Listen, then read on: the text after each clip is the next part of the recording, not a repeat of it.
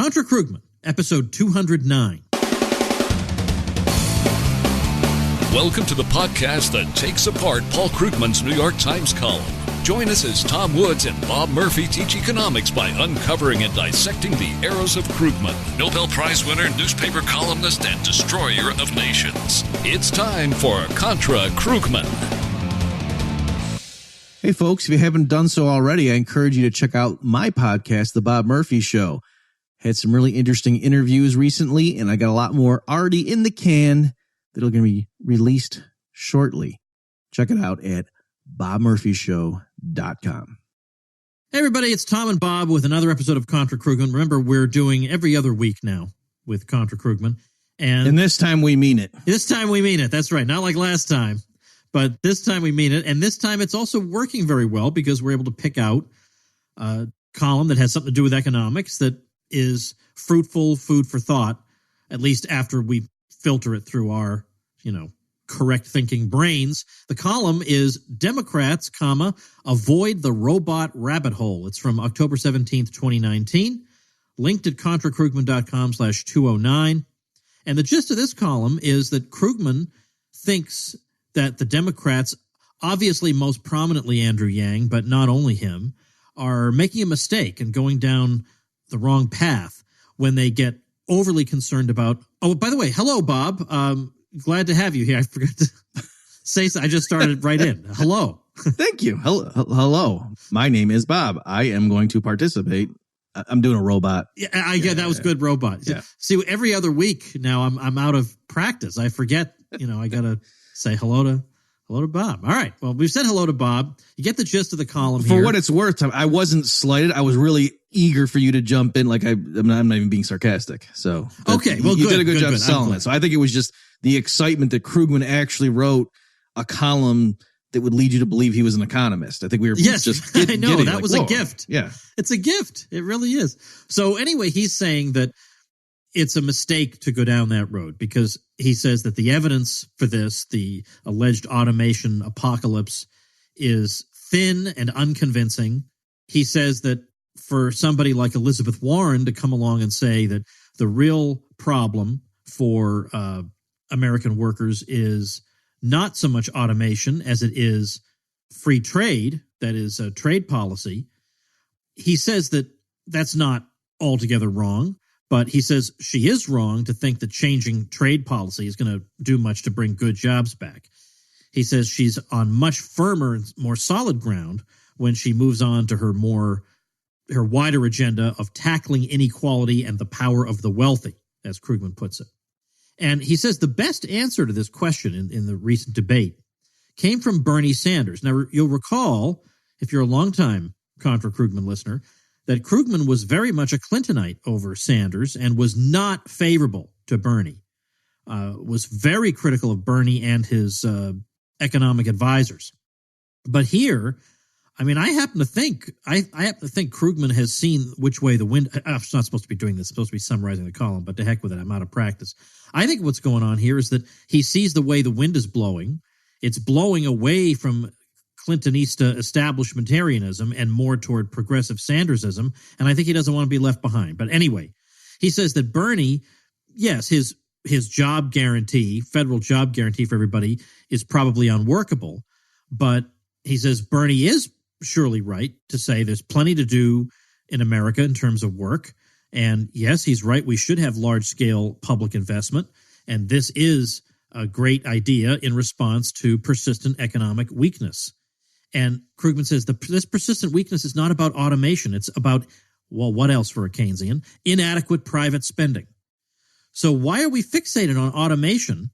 Well, Krugman thinks it's a diversionary tactic so that people can avoid dealing with really serious issues. They can just blame robots, and that way they'll sound trendy and forward-looking.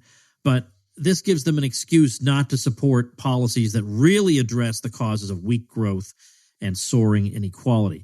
And he evaluates Yang's proposal of $1,000 a month as, he says, Yang has based his whole campaign on the premise that automation is destroying jobs en masse and that the answer is to give everyone a stipend, one that would fall far short of what decent jobs pay. And this is the line that I actually kind of like. As far as I can tell, he's offering an inadequate solution to an imaginary problem, which is in a way kind of impressive. All right, that's typical Krugman snark right there. Doesn't it sound like some lines I have against Krugman in the and there's a book. You've probably read them aloud. Yeah, I probably have. Folks may know I am the narrator of the book version of this podcast, Contra Krugman, which you should go get at contrakrugmanbook.com. And in a way, I'm kind of flattered. I think. That's not doing Bob justice. Those are Bob's writings over the years, smashing Krugman. It's not merely just a reflection of the podcast. These are original and amazing pieces by Bob. So check them out at contrakrugmanbook.com. And if you want the audiobook version, you'll hear me narrating it. So anyway, down with automation as a topic of discussion and up with income inequality and weak private spending as issues that we need to talk about, according to Krugman. So, maybe this is a case of 1 out of 3 ain't bad, but I guess I know probably where you'll take this, but what's your first thought? Well, why don't we just deal with a few of these little quick ones here before we get into the heart of the matter? So he's got this, offhand remark that, as you mentioned, the actual problem here, it's not automation, it's inadequate private spending. And I mean, people haven't been spending enough for over a decade at this point, according to Krugman. And it's as far as the eye can see. So, I mean, I far be it for me to challenge, Krugman's interpretation of Keynesian models, but I mean, it's at some point, put it this way, if people are just hoarding money and they're afraid to spend and there's inadequate demand, I mean, shouldn't prices adjust at least over a 15-year period? In other words, these wages and prices are really sticky. I mean, this is like super glue. Yeah, this is insane stickiness, right?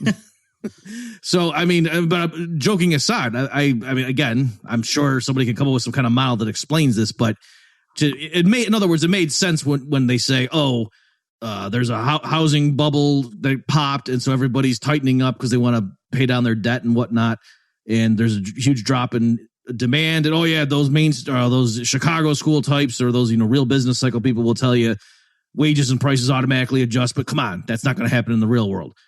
Okay, but at this point, again, it's been at least 10 years, and he's not saying this is going to fix itself in 3, but we can make it clear up in 1 if we have fiscal policy. He's saying this is going to be as far as, so again, I don't even see how on their own terms this makes any sense.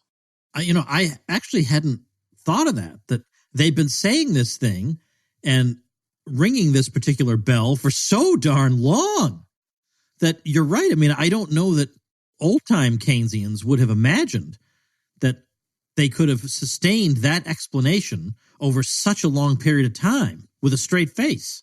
Yeah, I mean, in fairness, and we can then return to the main issue here, but I suppose it's not that unemployment has been this high this long. He has to say, well, we have low unemployment right now, but the economy at any moment could falter. So, maybe that's involved in it too, that Krugman's saying, oh yeah, right now the labor market's clearing. But again, it's a weird thing where he kind of has to admit that the official measures are all fine. And yet, Donald Trump has brought us to the brink of disaster.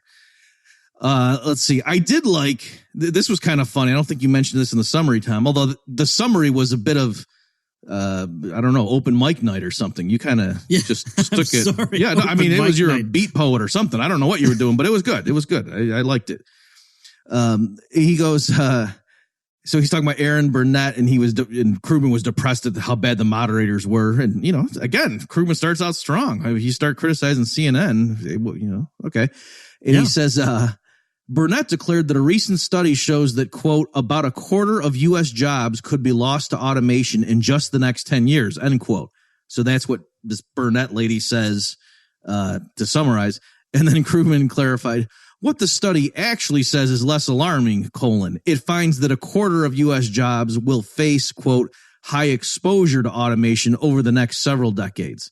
So in case people missed the dichotomy there, she summarized the study as saying a quarter of U.S. jobs could be lost to automation in the next 10 years. And actually what the study said was a quarter of U.S. jobs could be exposed to automation or have a high exposure to automation over the next several decades, which when you compare those two statements are actually quite different. Yeah. And so Krugman's right to note that I would just point out it's ironic because that kind of stuff happens in the climate change debate all the time, where, you know, someone will say something that sounds crazy and then you go like Ocasio-Cortez, we have 12 years, that sort of thing. That's the epitome of what happens in that debate, where they'll say one thing in these more scientific studies and then people will paraphrase it and end up saying something that's way worse than what the study actually said. And then I like Krugman saying, he says, what the study actually says is less alarming. Quarter of U.S. jobs will face high exposure over several decades. And he says, but even if you think even that sounds bad, to ask yourself, when in modern history has that statement not been true? And again, I like that too. Good. Yeah. So he started out strong. So that was good. Last thing, let me just clarify, and then we'll, talk about the big picture of automation and so forth, is Krugman, when he's trying to clarify and say, wait a minute, why is this, why are people talking about this? Is this like some sort of, so, hey, in the past, automation didn't kill us, didn't ruin job growth and things like that. And he's saying, but one might argue that, hey, the futures or the past is no guarantee of what the future is going to hold. And Krugman says, you might think the pace of technological change is so much faster, and that's why workers are threatened now by automation, whereas in the past, those turned out to be phony fears. And he says, but that's not what the data say. On the contrary, worker productivity, which is how we measure the extent to which workers are being replaced by machines, has lately been growing much more slowly than in the past. It rose less than half as much from 2007 to 2018 as it did over the previous 11 years. Okay, so let me just clarify on that. That might sound really odd to people because you're probably thinking, well, wait a minute, if workers aren't getting much more productive, then shouldn't they be getting replaced by robots all the more so? Because they're not, the workers aren't making anything. So that phrase worker productivity is extremely misleading. In this context, what Krugman means by that, and this isn't something idiosyncratic on his part, this is how economists use this phrase, they just mean you take total output and divide it by the number of workers, or maybe worker hours, something like that. Just the raw figure, so not in other words, like what's the marginal contribution attributable to more labor input, but just flat out what's total output divided by worker input, as if the workers were the only thing in the inputs. And so that's why he's saying, so in other words, if robots were coming on the scene and more stuff were being produced by robots, in the data that would show up as more and more stuff per human labor hour. And hence it would look like worker productivity is going through the roof. And Krugman's saying you don't see that in the data. So clearly it must not be the case that robots are coming in and augmenting things. So that's what he's explaining. And let me just mention, since I brought that up and took the time to explain it, that's why if you've seen some of those charts from like EPI is the organization, I think it's called the Economic Policy Institute, what that stands for, is one that I've seen, has these charts going around showing, since 1973, worker productivity has gone up 220%, but median pay and wages have only gone up 70%. I'm making those numbers up, but you know what I'm talking about, Tom? You've seen that kind of stuff? Yeah. That's what this is talking about. So that's an example of showing how misleading this is. For example, not that this explains everything, but if your country all of a sudden found some huge oil deposits and that boosted GDP by 10%, that would make worker productivity go way up. But you could look and say, but man, the average worker's not seeing a boost in their pay. I wonder what, because, obviously it would be the owners of those oil deposits would be netting the gains from that.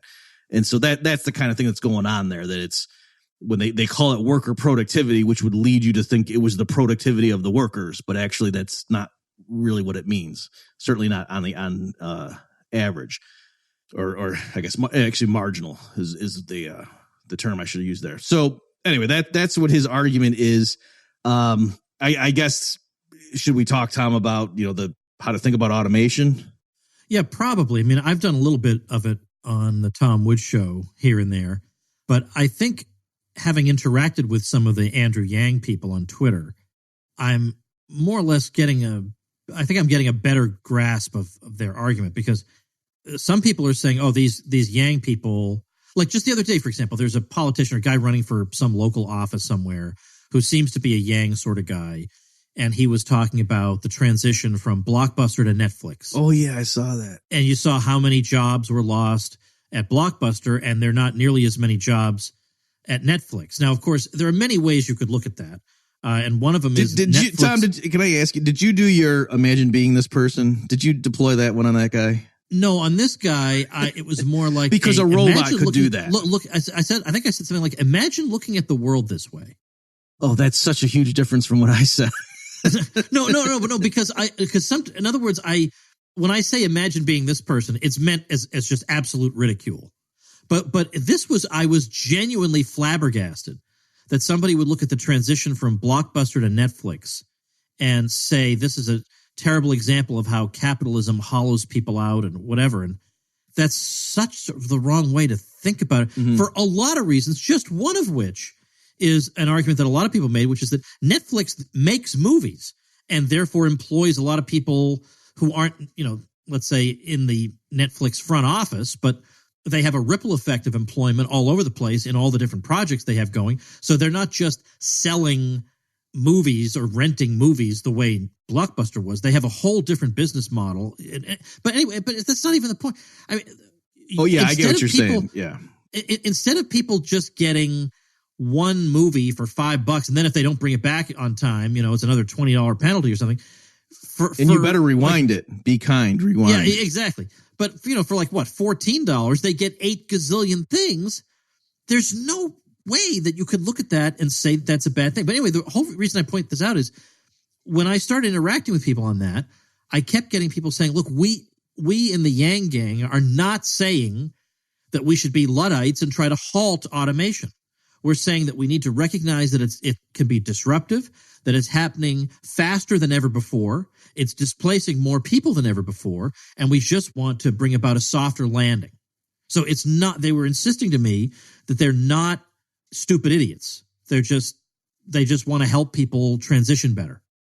When we are communists, we don't mean Soviet Union. We're not talking gulags. Let's just be clear. Right. Let's be clear. Yeah. And fair enough. And that's the problem. I mean, you get into this with everybody too, right? Like, people who are for Trump getting tough on imports will assure you, I've read Bastia. I know that stuff. I'm not talking about protectionism. I'm talking about tariffs to, create U.S. jobs. That's what and it's okay. So I'm being a bit unfair, let's say, or a bit too harsh here. So why don't I say this before I forget, just in terms of a baseline way to think about this stuff? It's interesting because on the one hand, you can say, okay, that we're accumulating more and more robots, and it's just assumed that the way to think about that is like more and more labor coming onto the scene. And everyone's like, that's going to push down wages. But what if you said, well, no, that it's more and more machinery. So like, isn't that hurting the owners of existing capital goods? Right? Like, why aren't they, having to compete? Like the people who own hammers right now, isn't that hurting them that more machinery is coming on board? Right. So I'm just, again, not that that's going to convince anybody, but I'm just pointing that out, that it's odd that this thing that humans create that helps in the production of goods and services that comes on the scene, we're assuming is a substitute for labor when it's also a substitute for other capital equipment. And yet I don't see people lamenting the fact that people who own factories right now are going to be devastated when some new machine comes on that renders their existing structure obsolete. Another quick thing too, is just, even if that were true in this whole thing, okay, so go out and the solution is people should go buy some real estate. That, in other words, if it's really going to be this future where labor, especially unskilled or lower skilled labor, is just so plentiful that nobody's going to earn much selling that. Okay, in that kind of a world, then that means the owners of real estate are going to be phenomenally wealthy, right? That's going to be relatively scarce. That's going to command high rents. And so what people right now should be doing is not going and voting for Andrew Yang and trying to get a UBI installed, because that might not work. That's a risky. What you should do is just save up and buy some land somewhere. And then if that scenario turns out to be true, where robots are producing everything, who's going to be the trillionaires in that universe? It's going to be the people who own fixed assets like real estate. So that's, again, another. So in other words, it might not be a good investment right now with a normal trajectory, but if you're worried about 20% of the population being permanently displaced and they can't get a job, well, in that world, that's only happening because these robots are so productive that human labor is rendered obsolete in that kind of a world. Owning real estate is going to be extremely valuable. So that's another thing too. Again, just being consistent with it. I guess the last thing I'll say here, Tom, just in terms of, armchair reasoning and how to think about it. Imagine if each robot is introduced sequentially. So right now, in the beginning, they introduce one robot and all it can do is a very particular thing like flip burgers and serve them in McDonald's or, in fast food places. What would that do? Yes, that would mean no human being could be employed flipping burgers and serving them at a fast food restaurant. But then it also means McDonald's burgers and other things would be really cheap. So everybody else would benefit from that. And the losers would just be the small portion of the population that had been employed in that one thing. But everybody else would be much better off. And then that would be true for every subsequent thing you introduced. It's sort of like the argument for free trade that, on any particular import, the consumers of that benefit by having the import come in, whereas the people who had been making that one specific thing, they might be hurt looking at just that one issue. And so then the question is, okay, as we introduce more and more of those things, what's the net effect going to be on the average person? And I'd say probably it's going to be that they benefit from getting all these other goods and services at ridiculously cheap prices, even though the one thing they used to do now also, there's a lot of competition there because the robots can do your job for you. And in the ultimate logical limit of this, look at the Jetsons world. I've said this before, but it's worth repeating that, what happens in the George Jetson universe is the humans just go around pressing a few buttons and the machines make everything. And far from them being devastated and poor, that's what it would look like if you were incredibly rich. Or look at the Star Trek, The Next Generation universe. You got machines, replicators that can make things, at least on a small scale. Yeah, you don't need humans to be tied up doing mundane tasks. And far from, now we're all devastated. No, that's what it would look like if you had, the closest thing to a utopia that you could have this side of scarcity. So again, these things, I think they had to thread the needle better. Like, in other words, a lot of the stuff people are warning about, far from it being a calamity, it's like, no, in general, people who are real optimistic about the far-flung future, that's exactly what they say would have happened. And so it's weird that we're fearing this. Do we want to also say something about why it's wrong to say that what the economy needs now is a boost in public investment, so-called? I mean, I feel sure we've hit this before, because Krugman's argument has been, with interest rates so low, the federal government can borrow at almost nothing. And so why wouldn't we want to do that, since we have to rebuild our bridges and stuff anyway, that kind of thing? I mean, just off the cuff. Well, for one thing, that stuff shouldn't be, quote, publicly owned. They should privatize that stuff. So in general, the reason that these things that are controlled by the government are always in such disrepair is because they're controlled by the government. It's not because of the nature of it. It's not because of heartless Republicans.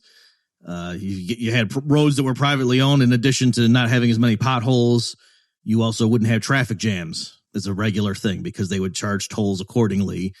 And so they'd be, more expensive to ride it during rush hour, and then the traffic would thin out. And because of the high profits, they would build more, blah, blah, blah, blah. Just like, it's not that movie theaters on opening night, you can never get a seat, or, or people are piling on top of you, that sort of thing. That private businesses, when they can control the flow of traffic over or to get access to their product, they do it in a much more efficient way and sensible way than government run subways or roads. So that's one thing. As far as, of course, the Keynesian argument, again, Krugman's been saying we need this spending for 10 years now. So it's, I don't think that's the reason that the economy is bad. Bob, I don't want to lead people to believe that we rehearse these or plan these episodes out, because, by the way, if we did, and this was the result, that would be a severe disappointment. Yeah. So I don't want them getting that impression. But I have a funny feeling there may be a so-called Krugman contradiction with a K in this particular column. What would that be? Well, it turns out, Krugman, this column has everything, right? It's got good economics, Krugman saying some ridiculous things, and the cherished Krugman contradiction. So he's talking about Elizabeth Warren. It's interesting, your hypothesis, Tom, that maybe Krugman's trying to pivot away from Warren and maybe, be open to a Sanders.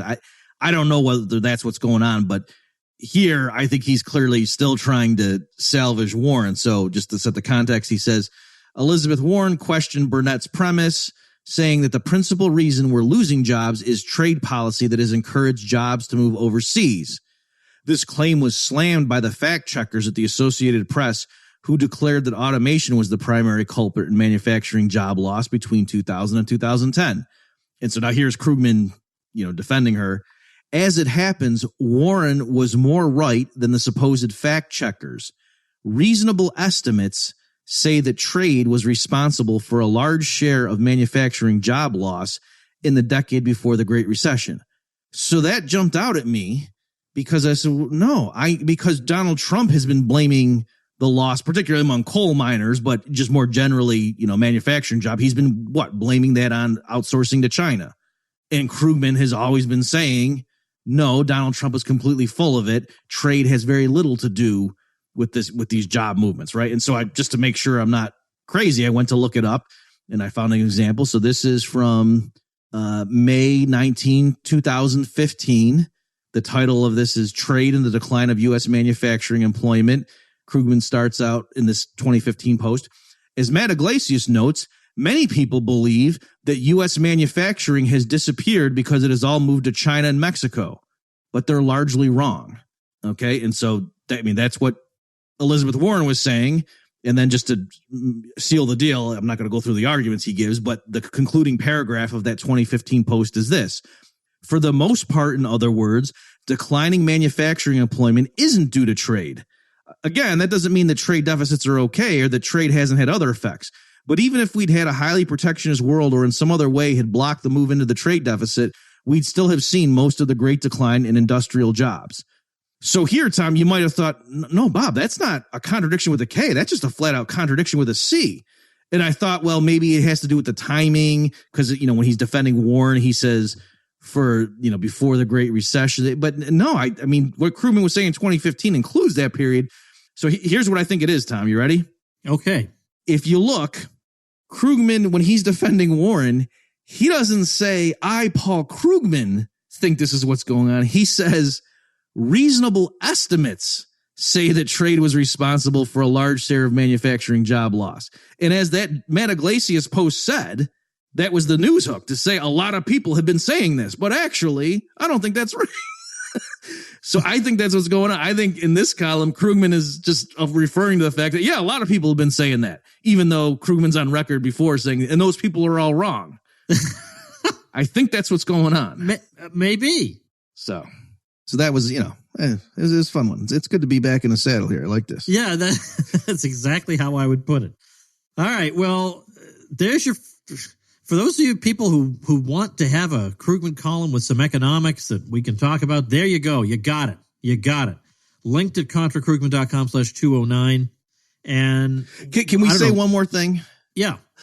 Of course we can. Yes. About, besides, the incentives and this and that and, how would you, just even superficially, the idea that, because we're, all this automation is coming along and huge portions of the labor force are just going to be unemployable.